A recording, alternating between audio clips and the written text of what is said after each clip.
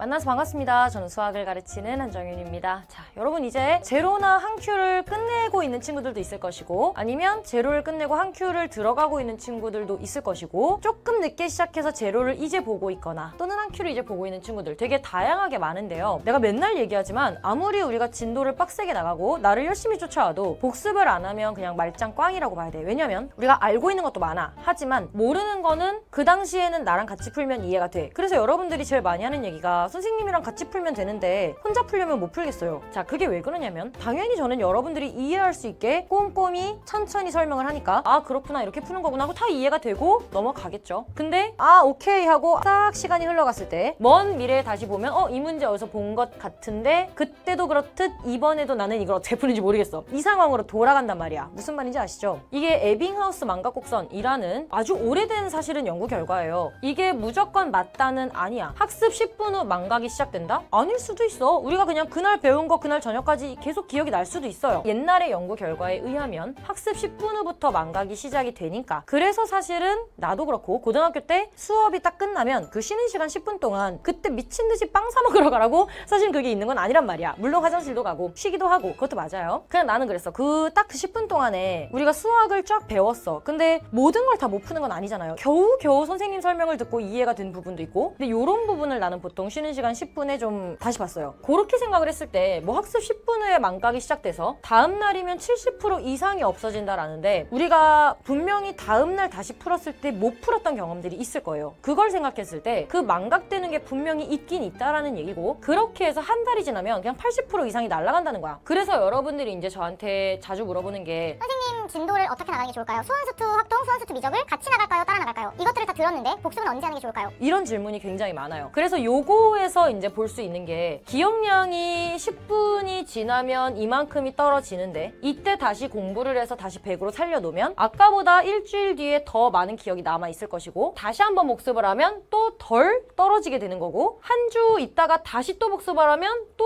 덜 떨어져서 거의 80%의 기억을 유지할 수 있다. 이게 에빙하우스 망각곡선에 이어지는 이런 결과인데 이거를 그대로 따라가라는 건 사실은 아니에요. 아예 전체적인 계획을 같이 얘기를 하자면 제가 보통 이렇게 얘기해요. 수원, 수투, 선택 과목을 같이 공부해라. 왜냐면 심리적으로 수원을 쫙 봤어. 수투를 쫙 봤고 선택을 쫙 봤어. 그럼 이게 3개월 정도 걸렸다 치자. 근데 이제 선택 과목 끝날 때쯤에 2달 전에 본 수원은 내가 과연 기억하고 있을까라는 불확실성이 나를 괴롭혀. 무슨 말인지 알죠? 그래서 내가 원하는 건 수원, 수투, 선택을 같이 가라는 거야. 물론 여기서 늘 제가 조심하라고 얘기하는 건 미적 선택자인 친구들은요. 수원, 수투가 선행이 된 상태에서 미적을 들으셔야 됩니다. 얘네를 모르면 미적을 듣는 게 의미가 없어. 아니면 요거 듣고 미적 쭉 빨리 듣고 같이 나가던가. 확통 친구들 같은 경우에는 그냥 제로 쭉 같이 듣고 한 큐로 넘어가서 쭉 같이 듣고 그냥 3개를 계속 같이 가져가는 게 너희들의 마음의 평화에도 좋을 것이다. 이렇게 얘기를 하거든요. 그래서 보통 계획을 이렇게 짜죠. 수원을 월목, 얘를 화금, 선택을 수토 이렇게 잡죠. 월요일에 공부하고 목요일에 이제 수원 공부를 할 거 아니야? 그러면 이날 당연히 얘들아 강의 끝나고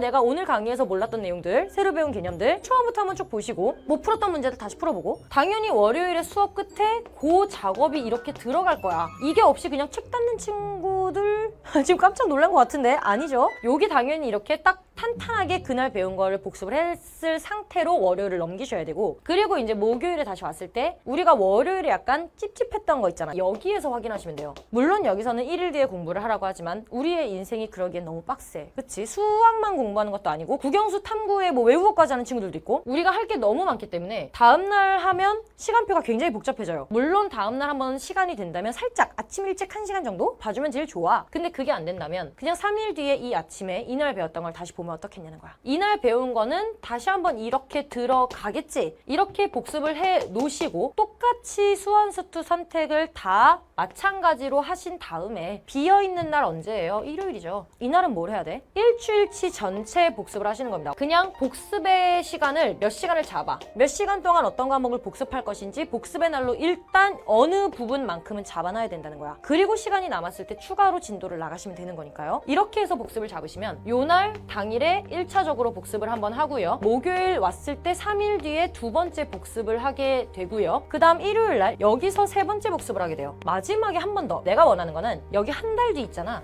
이것도 하셨으면 좋겠어요. 매주 일요일마다 복습을 하면서 모여져 있던 것 중에 빠져나가는 애가 있고 남아있는 애가 있을 거예요. 그쵸? 그러면 이것들은 그 다음 주 일요일에 보고 또 그 다음 주 일요일에 보고 이렇게 보다가 한 달치가 쌓여서 마지막 주 일요일 뭐 이렇게 됐을 때 남아있는 오답들이 있을 거예요. 여기 남아있는 건 한 달치를 다시 보셔야 되는 거죠. 끝까지 날 괴롭히는 애가 분명히 있을 거예요. 그럼 얘는 다른 거 모르는 거 3번 봤을 때 진짜 나랑 너무 안 맞는 이 단원의 이 내용은 계속 보시면 되는 거예요. 그냥 계속 봐서 10번, 100번을 봐서 이해될 때까지 보시면 돼요. 그래도 이해가 안 되겠어요? 무조건 돼요. 어느 순간은 이해가 될 거기 때문에 얘를 계속 살려서 그 다음 달까지 계속 보는 거야. 이렇게 해서 점점 빼는 거야. 근데 이게 그냥 빠지기만 할까요? 아니죠. 매주 강의를 들으니까 계속 쌓여. 쌓이고 빠지고 쌓이고 빠지고 이게 반복되면서 복습을 안 하면 어떻게 돼? 쌓이고 쌓이고 쌓이고 쌓이고 쌓이고 쌓이는데 이거를 하루에 다 본다? 말도 안 돼요. 그래도 50% 이상의 기억이 남아있는 상태에서 복습을 하는 거랑 그냥 쫙 쌓아놓고 한 달 뒤에 20%밖에 안 남아있고 문제는 기억나는데 풀이가 하나도 기억이 안 나. 이렇게 해서 시간을 쓰는 거랑은 완전 다른 얘기예요. 제가 계획을 이렇게 짜는 게 그냥 내 멋대로 짜는 게 아니라 이거를 노리고 복습을 하는 거니까 다른 과목들도 마찬가지로 이렇게 같이 추가를 해주시면 되잖아요. 딴 과목도 이런 식으로 짜 놓으시면 충분히 복습을 할 수 있고 진도도 똑같이 비슷한 비중으로 나갈 수 있고 늘 말씀드리는 게 제로가 끝났든 한 큐가 끝났던 어떤 과목이 끝났던 하나가 끝났으면요. 책 처음부터 끝까지 다시 다 보셔야 돼요. 틀렸던 거, 개념 몰랐던 거 그것들은 다시 한번 반드시 짚고 넘어가고 그것들에 대한 오답을 또 넣어놓으셔야죠. 한 큐 들어가면 나중에 제로는 껌일 거란 말이야. 근데 한 큐가 끝나고 투머치가 또 생겨. 또 들어와. ENS 들어. 수능 특강 변형 문제집 제가 이제 곧 강의를 올릴 건데 지금 찍고 있거든요. 그거 들으면 또 생겨. 한 10월쯤 되면 이게 적당량이 남아있을 거예요. 그게 여러분들을 가장 괴롭히는 내용일 거고 걔를 완벽하게 듣고 가야 수능에서 그 문제가 딱 나왔을 때 나 이거 아는데? 반갑다 야. 막 이러면서 푸는 거야. 그러면서 풀게 되게끔 우리가 복습을 해줘야 되는 거니까 여러분들이 복습 주기를 아예 설정을 하셔야 돼요. 하나 되게 미련한 게 계획을 짜는 순간에 한 달치를 되게 러프하게 크게 잡아놓을 수는 있어. 근데 일주일 해보시고 수정을 하셔야 돼요. 내가 수학 복습을 1시간 잡았어. 해보니까 3시간 걸리네? 이러면 바꾸셔야 돼요. 그래서 첫째 주를 좀 해보시고 이렇게 진행을 해가면 되겠구나. 한 달치를 짜시고 한 달을 여러분들이 똑같이 살잖아? 그럼 그 다음부터는 쉬워. 그냥 똑같이 이대로 살면 돼. 간혹 선생님 저는 공부를 처음 시작해서 오답 노트를 어떻게 만드는지 모르겠어요. 그냥 손으로 다 옮겼으면 되나요? 내가 막 그렇게 글씨를 쓰는 걸 좋아하지 않아. 공부할 때 물론 내가 예쁘게 하면서 막 외우면서 보람을 느끼는 친구들도 있어. 그렇게 하는 친구들은 괜찮은데 옮겨 쓰는데 시간이 너무 오래 걸리는데 그렇게 오답 노트를 만들 필요는 없다고 봐. 내가 시간을 좀 아끼고자 할 때는 내 책이라 조금 마음이 아프긴 한데 전 그냥 찢어요. 그냥 스크랩을 해요. 스크랩도 막 예쁘게 붙이고 이럴 필요 없어. 볼 수만 있으면 돼. 선생님 양면이면 어떻게 해요? 양면이면 양쪽이 보이게 자르시면 되잖아요. 그래서 걔네들을 모아놓는 거를 나는 추천을 하고 거기서 이제 완벽하게 알면 빼고 이거 다시 모르겠네 다시 집어넣어. 그게 10월에 막 200문제 이렇게 남아있으면 약간 마음이 아파. 그 전에 떨궈내는 게 우리의 목표야. 자, 요거를 좀 생각해서 계획을 좀 짜세요. 계획을 짜도 밀리는데 계획을 안 짜면 안 밀리겠니? 여러분 우리가 스스로를 너무 잘 알고 있죠. 최대한 계획에 맞게 살 수 있도록 현실적으로 짜시고 이렇게 4번은 최소 봐주셔야 됩니다. 아시겠죠? 제가 이렇게 구체적으로 말씀드리는 게 여러분들이 지금부터 계획을 구체적으로 세워서 11월까지 끌고 가지 않으시면 힘들어져요. 하반기 가면 지치고 약간 텐션 떨어지는 시기가 와요. 그랬을 때 여러분들이 타격을 안 받으려면 이 상반기에 굉장히 많이 달려놔야 돼. 그게 나중에 여러분들이 지쳤을 때 도움이 될 거예요. 아시겠죠? 지금 이 영상을 계기로 여러분들 스케줄러 점검 다시 한번 해보시고 혹시나 내가 계획 없이 그냥 무턱대고 듣고 있다면 반드시 계획을 좀 세워서 꼼꼼하게 체크해가면서 들어보시는 습관을 길러주셨으면 좋겠습니다. 아시겠죠? 자, 그럼 우리는 강의에서 만나도록 하겠습니다.